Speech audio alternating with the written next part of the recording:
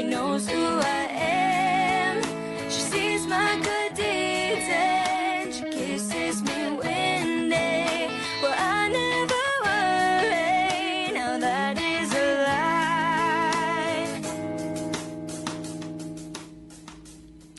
Bien, como dijimos hace unos minutos y durante la presentación del programa de Abrir los Ojos de este 8 de septiembre del 2023, tenemos la palabra, la presencia virtual.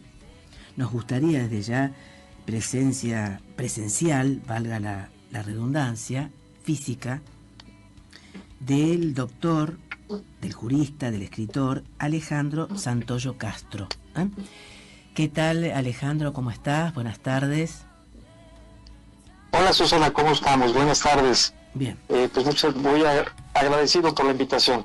No, por favor, te agradecemos a vos que nos hayas concedido minutos de tu tiempo, que es bastante escaso, afortunadamente por actividades, ¿no es cierto?, que realizás. Alejandro, recordaba hace unos minutos en la presentación tuya respecto, perdón, pero se escucha un poquito de un sonido, puede ser, no sé si será el lugar o ahora no se escucha bien. Se está cortando un poquito el tema de la conexión. A ver, ¿ahora se escucha mejor? Se escucha mejor. Bueno, perfecto. Bien, recordábamos, como dije hace unos minutos, que unos años atrás, no tantos, participaste y hablaste sobre un libro muy bueno, muy interesante, que reivindica la figura de una mujer luchadora. ¿Nos recordás, por favor, sobre ese libro, que es muy bueno, de tu autoría? Claro, Susana, bueno, sí, es una novela histórica sobre Carmen Mondragón, Nahui Olin, una poeta erótica, una poeta mexicana y además una autora sobre arte plástico, una magnífica pianista y, bueno, es una precursora a lo que ahora conocemos como el feminismo. Uh-huh. Sí, justamente recordábamos esto porque es muy importante, ¿no? De hecho, el momento en que lo escribiste, el momento en que actuó esta persona, que muchas veces se las deja de lado, o no sé si se las ignora, o por lo menos no se le da la relevancia que merecen, ¿no es cierto?, por su trayectoria, por su labor, por su legado. Pero además de estos libros importantes, incuestionablemente, tenés de tu autoría libros de neto corte jurídico, ¿no es cierto?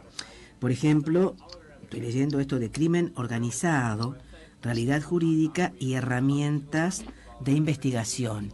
¿Qué podés decir respecto a la audiencia sobre este libro?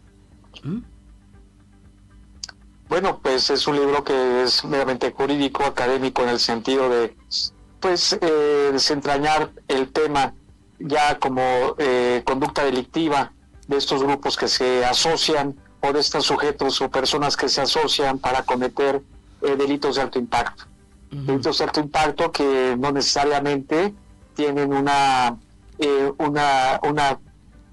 parte territorial, sino ya la delincuencia organizada que brinca de una delincuencia estatal, por decirlo de una manera, de una circunscripción territorial en un estado, que brinca para tener conexiones ya a nivel global en varias partes del mundo.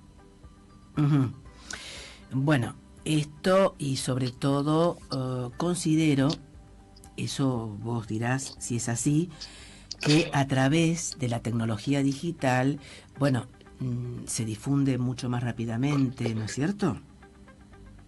Sí, claro, bueno, la tecnología digital pues constituye una herramienta que puede utilizarse para fines lícitos como también ilícitos, ¿no?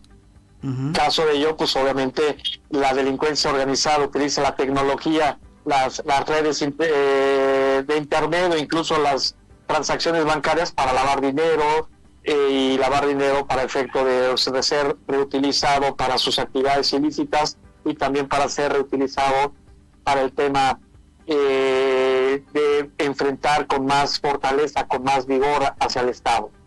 Ujú. Por otro lado, y en tu carácter de integrante del Poder Judicial de México, ¿cuál es el cargo específico que ocupas, Alejandro, en el Poder Judicial mexicano? Bueno, propiamente debe ser algo similar a lo que sucede en Argentina. Formo parte de la judicatura, en donde en un tribunal colegiado hay magistrados y yo formo parte de ese tribunal como un asesor o un secretario que ayuda al magistrado en los proyectos de sentencias. Uh-huh. Relacionado con el tema penal, ¿no es cierto? Sí, en este momento sí estamos en un tribunal colegiado en materia penal en la Ciudad de México, en materia federal. En materia federal. ¿Cuáles son los casos que más se ven o se padecen en México en general y concretamente ya no es Distrito Federal, Ciudad de México, ¿no? Desde hace varios años. Bueno, ¿cuáles son? Bueno, en el área que yo me encuentro, al ser un tribunal colegiado de circuito, pues vemos lo que es el amparo.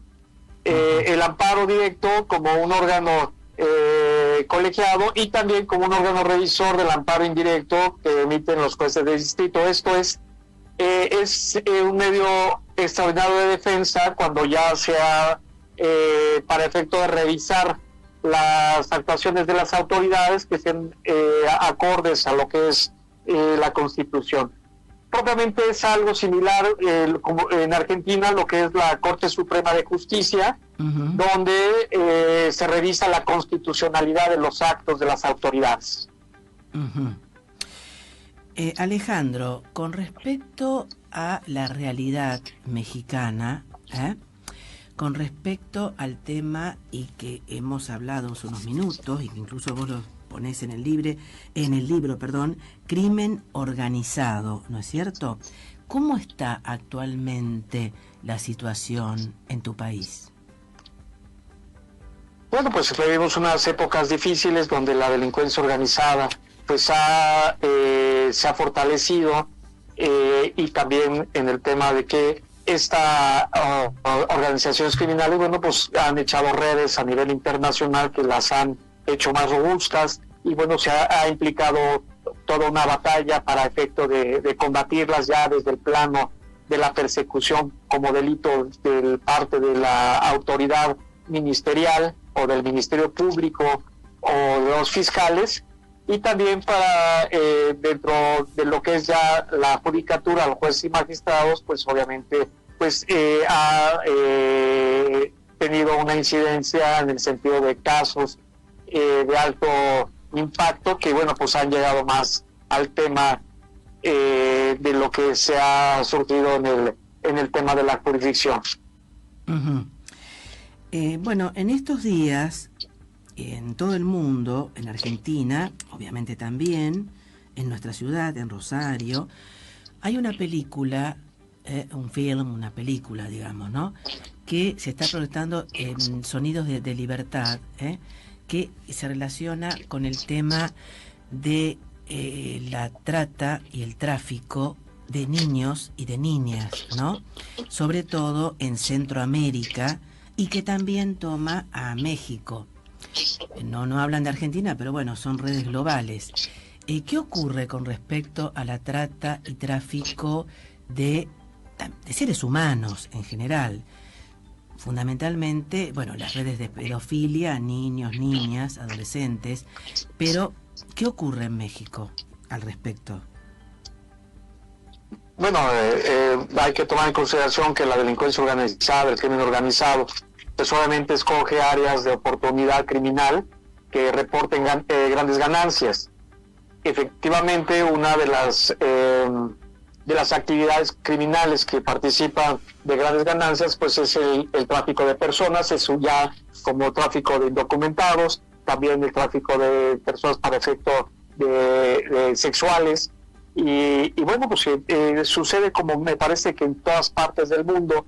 Es una situación que se vive de manera violenta y que afecta a niños y mujeres. También es así que hay tratados de la ONU, tratados internacionales para efecto de evitar la violencia en contra de la mujer y sobre todo la explotación sexual de la mujer.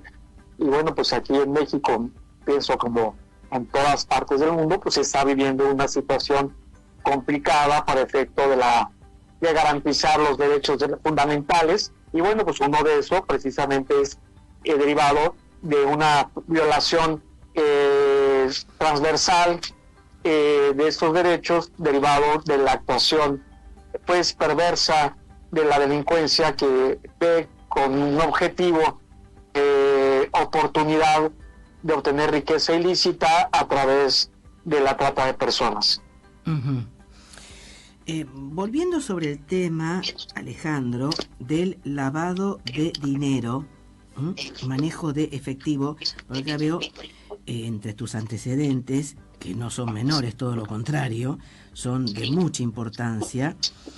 Por ejemplo, uno, en la Escuela Libre de Derecho, operaciones con recursos de procedencia ilícita y casos relacionados con rehenes, y otro, el taller Ley ante lavado de dinero y manejo de efectivo. ¿Qué puedes decir de estas dos cuestiones que no son menores, todo lo contrario? Ley antilavado de dinero y manejo de efectivo. Bueno, pues también es una parte importante para efecto del objetivo de una organización criminal de alto impacto como es la delincuencia organizada. Obviamente, al obtener grandes ganancias derivadas de actividades ilícitas, pues esas ganancias, lo que busca después las organizaciones criminales, pues es utilizarla, ¿no? En este círculo de la obtención derivado de un delito, el ponerlo en circulación para efecto de perder su pertenencia u origen ilícito, para lograr disfrutarlo de una manera lícita, ¿no? Al final de cuentas, las organizaciones criminales lo que buscan es obtener riqueza, pero esa riqueza la buscan obviamente para un fin económico, incluso hasta, por decirlo, aunque se oiga de manera insana, comercial, para poder tener más riqueza, para poder reinvertir esas ganancias en su actividad ilícita, ¿no? Ya sea compra de droga, pago de conciencias a autoridades, para resistir incluso el embate de otras organizaciones criminales, y bueno, para tener todos aquellos elementos que a través del dinero puedan permitir que puedan operar de una manera pues eficiente dentro de su actividad criminal. De ese punto, pues obviamente el tema del lavado de dinero es importante. Obvio, el tema del lavado de dinero no necesariamente es un objetivo estatal e internacional para efecto del tema de la delincuencia organizada, sino también para la corrupción de autoridades, para el tema de que no se introduzca ganancias ilícitas en el sistema financiero, que debe en teoría, como un aspecto ético, solamente encontrarse ahí ganancias lícitas, ¿no? Entonces, claro, la delincuencia organizada utiliza precisamente mecanismos de utilización de testaferros para poder ocultar el origen de ese dinero que proviene de una actividad ilícita. Y en esa medida, pues la delincuencia organizada utiliza ese tipo de acciones para poder disfrutar de las ganancias que implican la obtención de ese dinero derivado de una conducta delictiva. Con respecto a un delito que en Argentina, en general en el mundo, pero en Argentina se ha visibilizado y se está padeciendo mucho, que es la estafa, no solamente la ciberestafa, sino la estafa a través de seres humanos u organizaciones, ¿no? Que nos dicen que son estafadores desde ya, ¿no es cierto? O estafadoras. ¿Cómo se visibiliza o no en México? ¿En grandes proporciones, en menores? bueno, en México, en el país como la delincuencia en realidad tiene una forma de actuación muy similar en diferentes partes o latitudes del mundo. Y claro, pues donde hay algo que la ley regula, donde hay una situación donde el Estado limita o donde provoca a lo mejor una ganancia porque son zonas grises de la ley, la delincuencia, o también, claro, sin duda, el tema ya de conductas que prohíbe la propia ley, que puedan derivar en la obtención de riqueza, se utiliza por la delincuencia y pues es algo muy similar de lo que sucede aquí en México, como podría pasar en Argentina, como podría pasar en Chile, en Colombia. Hay formas. El delincuente es creativo en la perversidad. La creatividad, pues obviamente puede ser ingrediente de cualquier profesión para efecto de lograr éxito, ¿no? Pero también hay creatividad a la mala, creatividad perversa, esa creatividad que busca obtener una ganancia sin tener el esfuerzo del trabajo. Y en esa medida, pues claro, la delincuencia también busca a través de creatividad, busca engañar a las personas. Sí. A grado que incluso desde los centros penitenciarios pueden hablar por teléfono y decir que han secuestrado a alguien, siendo una ficción, y para efecto de soltarlo, pues habría que ir a depositar a una cuenta bancaria o depositar incluso hasta tiempo de telefonía para que puedan realizar sus actividades ilícitas desde la cárcel. Bueno, pues utilizan infinidad de ideas creativas para poder engañar a incautos, ¿no? Incluso incentivar hacia las personas esa ambición que pueda poder llevar a caerlos en un engaño y no detenerse propiamente a analizar que lo que les están proponiendo es irreal, no es jurídicamente posible, pero así incentivando esa idea de que van a obtener una ganancia cuando nunca la van a obtener. Bueno, pues utilizarlo para que les depositen dinero, para que entreguen algo, y en esa posición la delincuencia obtener una ganancia. Y cuando no es a través del engaño, pues claro, también a través de la fuerza física, a través de la intimidación, a través de las amenazas que pueden llegar propiamente a realizar ese objetivo delictivo de obtener una ganancia, obtener dinero, sin el trabajo justo que cualquier persona honrada puede aspirar a obtener. Ya para ir finalizando, Alejandro, ¿tenés en vista algún libro, alguna publicación, ya sea relacionada con el área jurídica o no jurídica, ¿no es cierto? Pero en el sentido sobre el tema de la actuación de la delincuencia, bueno, pues hay muchos sociólogos, ¿no? E incluso recuerdo yo cuando estudiaba la carrera de Derecho, hay un compendio de teoría del delito de un autor argentino muy querido en México, que es Zaffaroni. Ajá. Incluso me parece, no sé si todavía sigue siendo ministro de la Corte Suprema Argentina. No, está fuera de la Corte Suprema, pero está a nivel de Comisión Internacional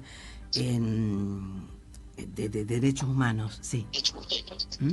Bueno, pues un espléndido académico que estudió el doctorado en la UNAM aquí en México, y que además recuerdo muy bien cuando yo era estudiante de Derecho, haber estudiado con su impresionante obra bibliográfica de lo que es la teoría del delito. Ajá. Y ahí en